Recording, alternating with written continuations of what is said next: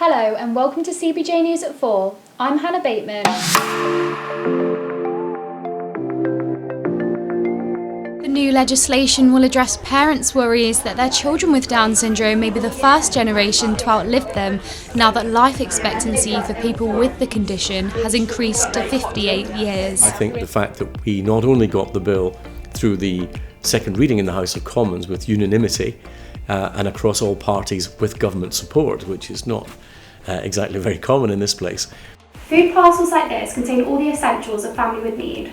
And here they've got tons of baked beans and pasta, but what they're really desperate for is things like long life milk and canned vegetables. Giving spare time outside of his 9 to 5 to help save lives. Long Eaton blood biker Frank van Heusen has been a volunteer for around a year and says despite the unpaid pressures, he finds it a really rewarding way to give back to the community. Having used NHS services myself, I found I wanted to give something back to the NHS.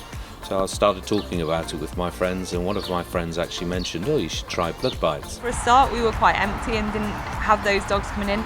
The other thing was there was so much demand that any dogs that did come in were being looked after by us or were being sold in other ways. Now we're in a different situation though. We have got a lot of animals that are requiring homes. The conversations we're having are exactly the same, which is we don't have enough carers in Nottingham or the rest of the country. This is not a Nottingham specific thing.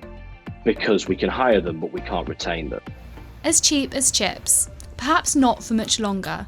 The war in Ukraine and sanction on Russia mean that fish and chip shops like this one in Clifton are being forced to raise their prices. I'm thinking of increasing. We're looking at next week, so we're looking to give our customers at least a week's notice to say that the prices are going up. You may already have a very clear idea about what tree is better, real or fake.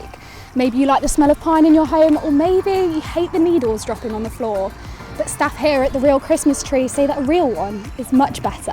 Himmer in Hyson Green says food parcels save lives, but its co-founder fears many people find it hard to accept help because they feel ashamed and embarrassed. Operation Orphan will be sending these supplies to Moldova this weekend. Hannah Bateman for Notts TV.